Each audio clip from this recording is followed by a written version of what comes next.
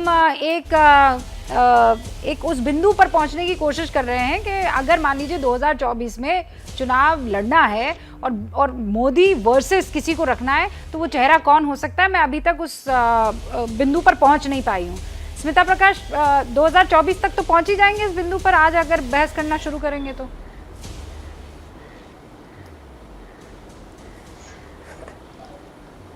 रूबिका, किसी भी पार्टी में एरोगेंस की जरूरत नहीं होती, इनफैक्ट ये बहुत बड़ा नेगेटिव होता है। तो बीजेपी अभी कितनी भी कॉन्फिडेंस या ओवर कॉन्फिडेंस टीवी डिबेट्स में दिखाएं, बट बिहाइंड क्लोज डोर्स वो जानती है कि it's not a done deal till it is swearing in ceremony happens. तो वो जानते हैं, जैसे कि राजीव गांधी की टीम ने भी यही सोचा था कि राजीव गांधी जैसे बंदे को कौन हरा सकता है, वो इतने पॉपुलर है। लेकिन कांग्रेस हार गई और एक खिचड़ी सरकार आई 2014 में। आई स्टिल रिमेंबर कि कुछ मैगजीन कवर्स थे, एक तरफ अटल जी का चेहरा था, दूसरी तरफ सवालिया निशान थे कि अटल जी को कौन हरा सकता है, क्योंकि प्री इलेक्शन कोई ऑपोजिशन यूनिटी दिखाई नहीं दे रही थी। लेकिन अटल जी तक हार गए, बीजेपी हार गई। उस वक्त सबसे अनुभवी जो प्रधानमंत्री कैंडिडेट थे वो ज्योति बासु थे, लेकिन वो नहीं बने प्रधानमंत्री। चुनाव से पहले एक यूनाइटेड ऑपोजिशन की संभावना अभी भी उतनी ही धुंधली नजर आ रही है जितनी अटल जी के वक्त थी। ऐसा दिख रहा है दत्ता साहब, मान लीजिए। देखिए, मैं स्मिता जी के बात से एक बात से बहुत ज्यादा सहमत हूँ। जैसे मैंने पहले भी बोला कि हर एक क्षेत्रीय पार्टी को अपना क्षेत्र जीतना पड़ेगा और देश की जनता बीजेपी और मोदी जी के खिलाफ वोट करेगी इस बार 2024 में। और किसी ने यहाँ पर बोला कि वो यूपीएससी के टॉपर हैं और बाकी सब 10वीं फेल। हाँ, बिल्कुल वो यूपीएससी के टॉपर है, बट वो वैसे टॉपर है जो घूस देके फर्स्ट हुआ है, क्योंकि उसके बाद पूरा देश का सारा चीज तो बिक गया और देश में महंगाई और बेरोजगारी सब। अरे आप ऐसी बातें कर कैसे पाते हैं? ये ताकत आपको कहाँ से मिलती है? एकदम बिल्कुल, क्यों देश की जनता नहीं देख रही है? नहीं, गंगा जी में जब आप ये कह रहे थे, जब आप ये कह रहे थे कि घूस देकर घूस लेकर, तो पता नहीं मुझे क्यों आपका चेहरा पार्थ चैटर्जी जैसा दिखने लगा अचानक। हाँ, बिल्कुल दिखेगा मैडम आपको। ऐसा कैसे हो गया? मैं आपसे एक सवाल पूछूंगा। शिवम जी भी यहाँ पर है, माननीय सांसद भी यहाँ पर है। 2014 से 2022 तक एक बीजेपी का नेता दिलवा दीजिए जिसको केंद्रीय संस्था ने पूछताछ भी की हो। अरे पूछताछ छोड़िए, मुझे अंधा हो जाता है, केंद्रीय संस्था को आप आपके सुनिए रिजू दत्ता जी, मुझे लगता है बहुत नेक और ईमानदार टाइप के इंसान हैं।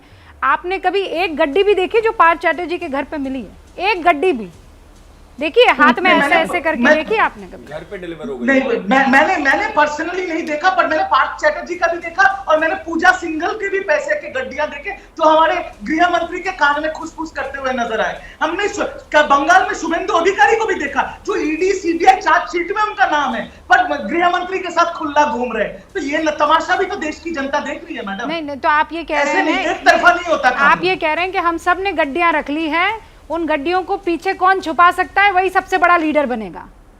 वो पार्थ चैटर्जी उस लिहाज से नहीं छुपा पाए, तो वो जवाब शायद बीजेपी अच्छा दे सकता है। नहीं, मैं आपसे समझने की कोशिश कर रही हूँ प्रभु। शिवम कुछ कहना चाह रहे हैं? आपके पास नहीं है, आपकी पार्टी के बहुत पुराने आदमी के पास है। मैं शुरुआत से शुरू करूंगा। सबसे पहले स्मिता जी ने जो बात कही बिल्कुल सही बात है। एरोगेंस का पॉलिटिक्स में कोई जगह नहीं और अच्छे अच्छे लोग हारे। लेकिन अब में और तब में डिफरेंस ये है कि अब ये वो बीजेपी नहीं है। आज इस समय अगर आप देखेंगे चारों तरफ तो शायद 24 घंटे काम करने वाली कोई पार्टी आपको नजर नहीं आएगी। आलोक जी ने कहा कि प्रधानमंत्री जी की डिग्री हमने देखी है, खैर उसके लिए आप कोर्ट जा सकते हैं, लेकिन मैंने सोनिया गांधी जी की वो कैम्ब्रिज वाली जो इंग्लिश की डिग्री थी वो भी देखी है, जो फर्जी उन्होंने वापस कर ली। तीसरी बात, बड़े इंटरेस्टिंगली इन्होंने बहुत सारी चीजों को बताते हुए कहा कि प्रधानमंत्री बनने के लिए क्या क्या योग्यता है। मैं तो स्मिता जी से कहना चाहता हूं कि एएनआई पे ब्रेकिंग चलवा दीजिएगा प्लीज, कि चुनाव जीतने के लिए क्या क्या योग्यता चाहिए। नाक लंबी होनी चाहिए, इंदिरा जी का पोता होना चाहिए, 52 में से 43 चुनाव हारे हुए व्यक्ति को प्रधानमंत्री होना चाहिए, क्योंकि 282 सीट जीतना तो काफी नहीं है, 303 सीट जीतना भी काफी नहीं है। आप कैसी बातें करते हैं? मैं सिर्फ इतना कहना चाहता हूं, यहां पर जहां बात चुनाव की है, आपने सभी के देख लिए मत किस किस तरीके से लोग बोल रहे हैं, ये इस देश की आज की रियलिटी है। हां, पोस्ट पोल अगर किसी को लगेगा तो बेशक अलायंस हो जाए, लेकिन इस समय पोस्ट प्री पोल अलायंस होने की संभावनाएं नहीं है, क्योंकि महत्वाकांक्षाएं हर एक विपक्ष के नेता की आप कैसे डिसाइड कर सकते हैं शिवम त्यागी? आप 3 मिनट 13 में आम जनता तो प्रिपेयर कर ही सकती है ना। 4 लोग यहाँ पर बैठे हुए हैं, वो ये कह रहे हैं हम विपक्ष के तौर पर भूमिका निभाएंगे, और हम साथ में चुनाव में जाएंगे। आप कह रहे नहीं साथ नहीं आ सकते। किसने कहा?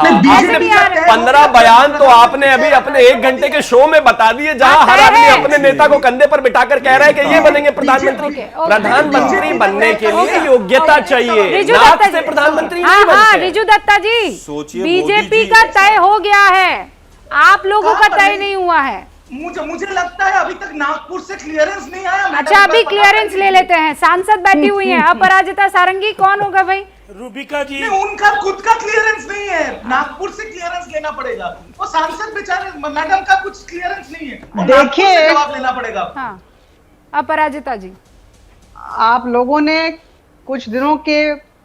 कुछ दिन पुराने अखबार नहीं पढ़े हैं। कहा गया है कि आदरणीय अमित शाह जी ने डिक्लेयर कर दिया है 2024 में आदरणीय नरेंद्र मोदी जी के अपराजिता जी प्लीज नेतृत्व में ऐसी ही बातें मत कीजिए, हम आप इलेक्शन लड़ने वाले आप ऐसी बातें मत तो कीजिए। कह रहे हैं, पुराना हम अखबार इलेक्शन लड़ने नहीं वाले नहीं हैं। सुनिए, एक सेकंड और सुनिए यहाँ तो कोई अपराजिता जी, वैकेंसी नहीं है। अपराजिता जी जवाब ले लीजिए एक रूबिका सेकंड, जी। पुराने प्रधानमंत्री कौन होने वाले हैं अपराजिता पूरे जी, देश को ज्ञात है। हाँ नहीं पुराने अखबार रिजू नहीं, मैंने सुना अमित रिजू शाह जी दत्ता पढ़ रहे गुजरात थे, लेकिन जा रहे उसमें हैं, हेडलाइन पहले का अखबार वार्ता पढ़े। निकली। नहीं, पुराने अखबारों में पहले का अखबार नहीं पढ़ सकते ना, वो 4 दिन पहले के अखबार में हेडलाइंस तो थी मैं- पार्थ मैंने चैटर्जी कह की। दिया। अपराजिता जी उसमें मैंने उसमें सुना सिर्फ पार्थ रूबिका जी, चैटर्जी अमित शाह सुर्खियों जी में थे। गुजरात जा मैंने रहे कह हैं, दिया। मुख्यमंत्री बन रहे हैं, और आदरणीय योगी अमित आदित्यनाथ शाह जी ने प्रधानमंत्री बन घोषणा रहे हैं। की है कि नागपुर से तो मोदी 2024 जी का का क्लियरेंस आया निर्वाचन नहीं, क्योंकि उन्होंने डीपी प्रधानमंत्री श्री नरेंद्र मोदी जी के नेतृत्व में लड़ा जाएगा। इसका अमित अर्थ शाह जी क्या ने तो हुआ? ये भी कहा था और कि अगर नीतीश इनका जी भी साथ लड़ेंगे। साधारण अभी ज्ञान 15 दिन इतना पहले ही कहा कम था, है, उसका तो क्या मैं हुआ क्या फिर? कहूं?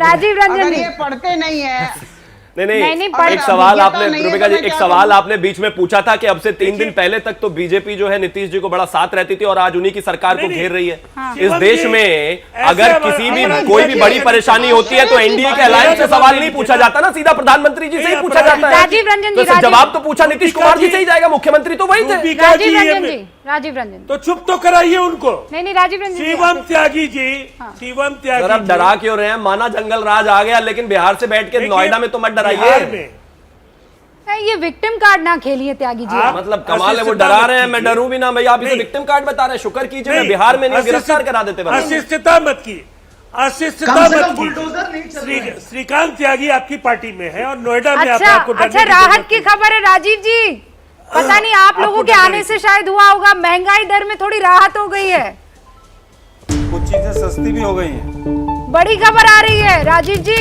जुलाई में खुदरा महंगाई दर में कमी यहाँ पर देखी गई है। जुलाई में खुदरा महंगाई दर घटकर 6.71% हो गई है। जून में ये 7.01 हुआ करती थी और थोड़ी बहुत ही सही, लेकिन महंगाई दर में कमी आ गई है।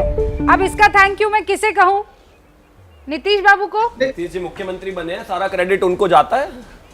नहीं, कॉमनवेल्थ देखिए, के सारे मेडल्स अरे शिवम जी केवल आप ही बोलेंगे या बाकी लोगों को भी बोलना है? अच्छा प्लीज अब रुक जाइए। सर, रुक आपके जाइए। प्रेम एक वसीला सेकंड, का रुक बोल रहे जाइए। थे, Last बिहार 30 में- seconds, last 30 seconds। बिहार में- हाँ, राजीव रंजन बहुत जी, खराब आ रहे हैं। Sorry sorry. दे दीजिए नहीं को टाइम। हाँ नहीं 30 सेकंड। आवाज बहुत देखिए खराब आ रही है। बिहार में 23% वोट भारतीय जनता पार्टी को लोकसभा चुनाव में मिले हैं, बाकी वोट उनके खिलाफ है। तो बिहार की 40 सीटों का परिणाम क्या होगा इसका अंदाजा आपको लग जाएगा। और मैं यही चुनौती देता हूं कि विधानसभा चुनाव के बाद जो लोकसभा के परिणाम हैं बंगाल में, राजीव जी, जरा उनकी देश कल्पना में भी कीजिए वहां क्या 40% ही होगा। वोट मिला था। केरल से क्या लेकर नतीजे आए थे, तमिलनाडु, वो सबको पता है। 23% पे बन जाता है। आप ये मॉरल विक्ट्री लेकर कब तक आप अपने आप को राजा घोषित करते रहेंगे? मॉरल विक्ट्री नहीं, चुनाव में विक्ट्री माने रखती है। जैसे ही घड़ी का काटा दोपहर 2:30 पे आए, बबीता जी का दिल सास बहू साजिश के लिए मचल जाए। और ये है इनकी बहू, पूरे दिन ऑफिस की टेंशन हो जाए गॉन जब ये करें अपना फेवरेट शो फ्री टाइम पे ऑन। इनकी तरह आप भी देखिए अपना फेवरेट शो अपने टाइम पर और डाउनलोड कीजिए एबीपी लाइव ऐप अपने स्मार्ट टीवी पर।